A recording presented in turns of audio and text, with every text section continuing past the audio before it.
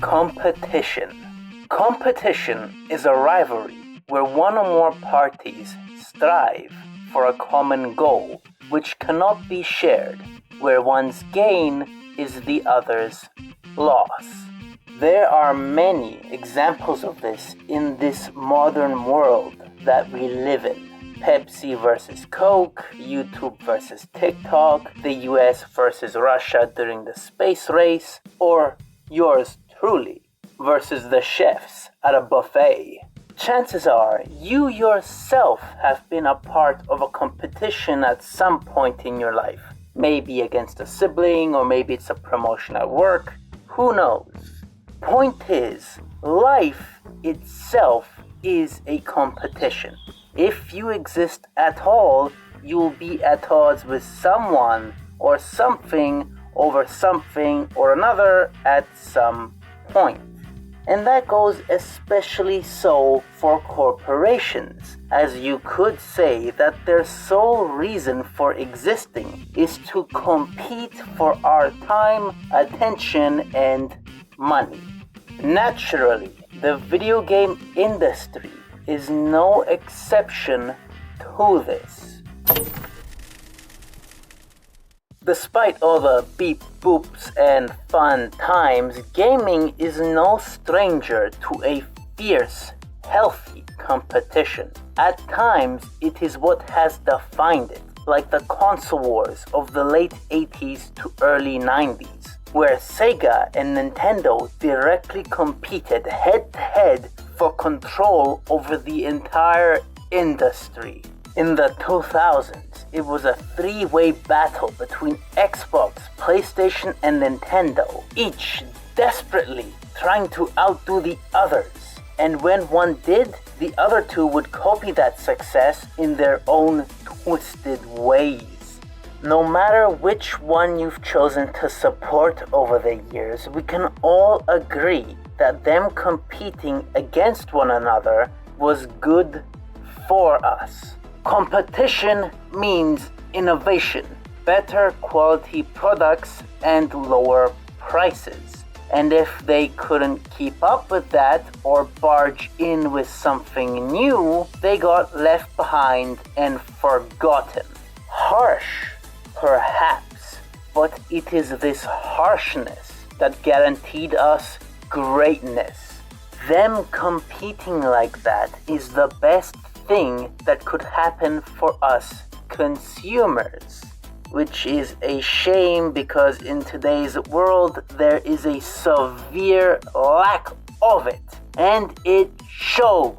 Console prices have gone through the roof. They've even risen the prices of older consoles that are halfway through their lifespan or are completely replaced in the Switch's case, all while simultaneously giving us just about the most pathetic console exclusive lineup of all time, which may be for the best, as you don't own the games anymore.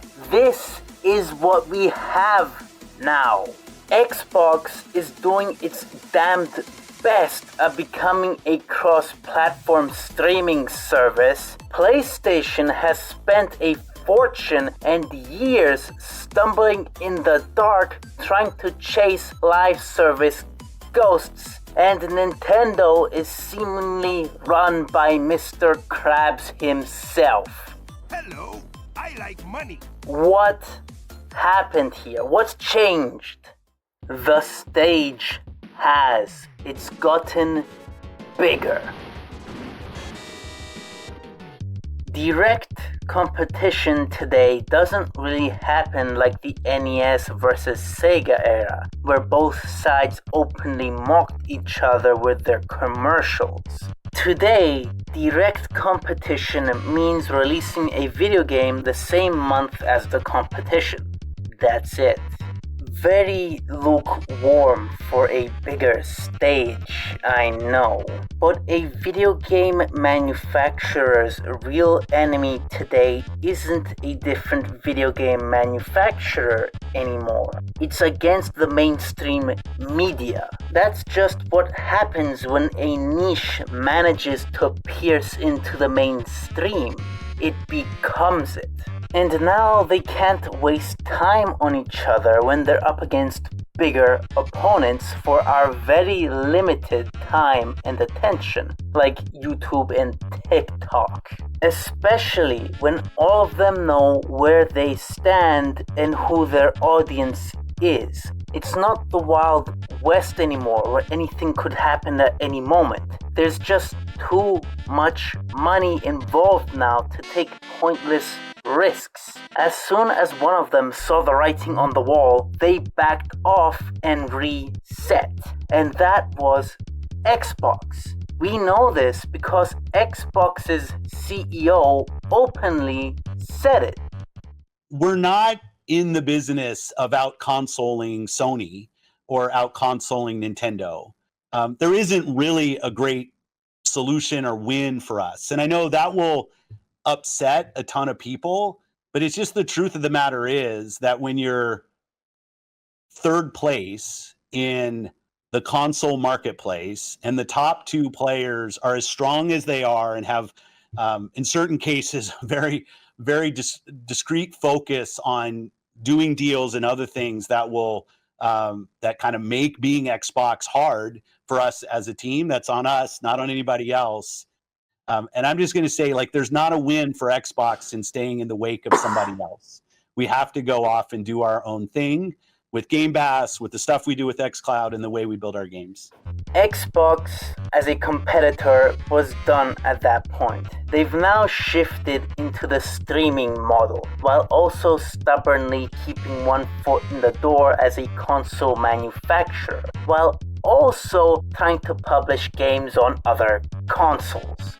But they aren't the only ones that have shifted. PlayStation has too, towards the pursuit of live service games. The reason for that is live service games are the ultimate money-making video game model, where a successful live service game could earn small bags of money over years or potentially decades, as opposed to one medium bag for a traditional video game once. But that's the key word here, potentially. As in truth, live service games are incredibly time-consuming by design.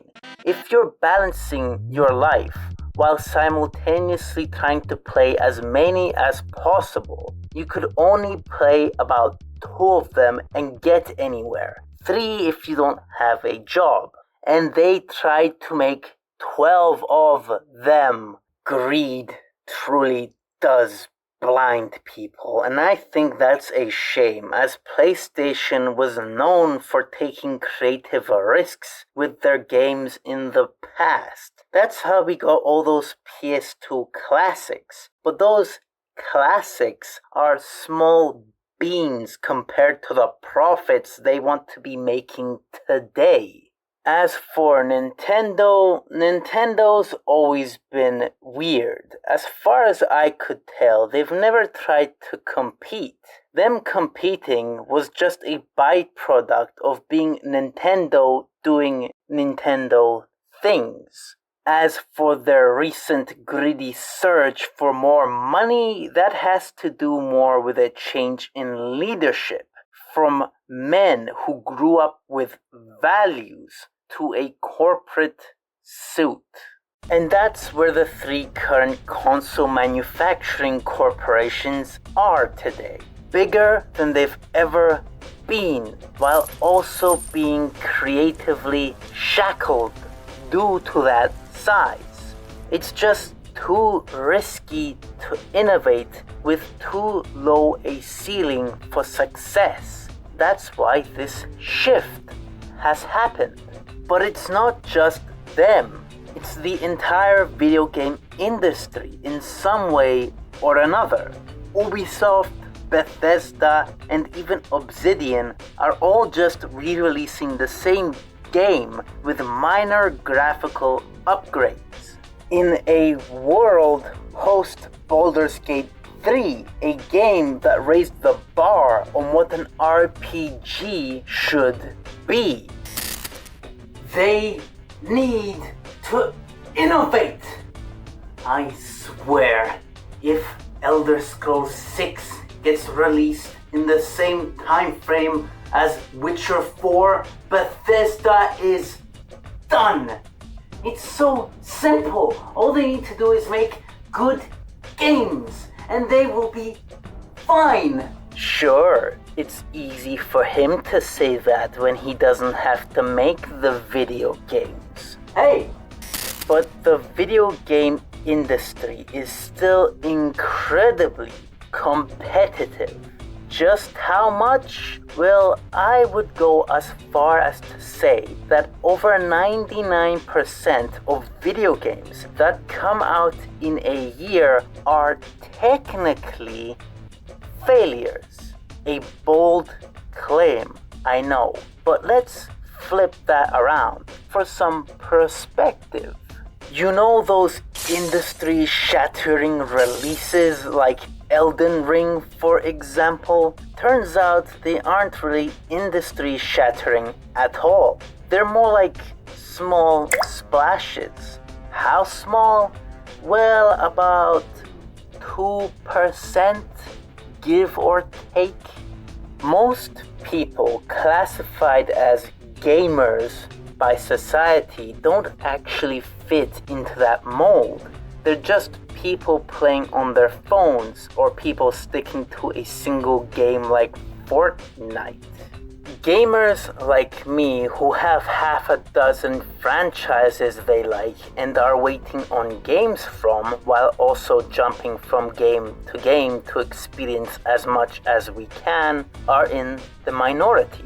In fact, most profits in gaming come from free-to-play mobile games targeted to a casual market. The casuals control everything. Now imagine you're a shareholder in one of those companies and see that. Well, it's no wonder game publishers are trying to make games as a service happen when it's all about money at the end of the day. Small splashes can't satisfy shareholders. That's why video games are the way they are these days. It's the safest way to earn a profit while risking little. Generic, bland, but safe. Gone are the days of experimentation and small successes. Welcome to Sequelantis and Trend Copy Land. Gaming is now in a strange position where direct competition is the lowest it has ever been, while simultaneously indirect competition is the highest it's ever been, thanks to all those factors mentioned previously, as well as the big elephant in the room, Steam. The technology to create games is more accessible than ever. Anyone can give it a go now, as long as they have the passion, and Steam can act as a platform for them. Gone are the days where you would need to work for a manufacturer or a third-party developer. Hell, you don't even need to make it illegally anymore. Steam's got your back. Offload your work there, and many people have. Thousands. Most of these people fade into the crowd, unfortunately, but sometimes something incredible happens, where random everyday people create something that not only competes with a AAA video game, but completely outshines it. And this isn't limited to the odd success like Schedule 1, but games like Power World and Expedition 33, indie studios with less than 100 people constantly outdoing the old, tired AAA industry with thousands upon thousands of employees. And I think it's beautiful. No matter how much things change, no matter how depressing gaming gets, there will always be something that could happen to ignite the competition again and force improvement.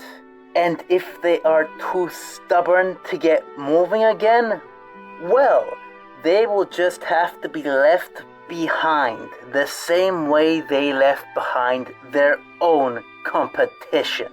Console manufacturers increased prices to match PCs? Just buy a PC. AAA publishers keep making the same genetic slop? Try a few passionate indie games. There is always going to be a way. Because that's competition, to struggle against the odds and win. This has been Andy William Mackai. Mackai Lorien out.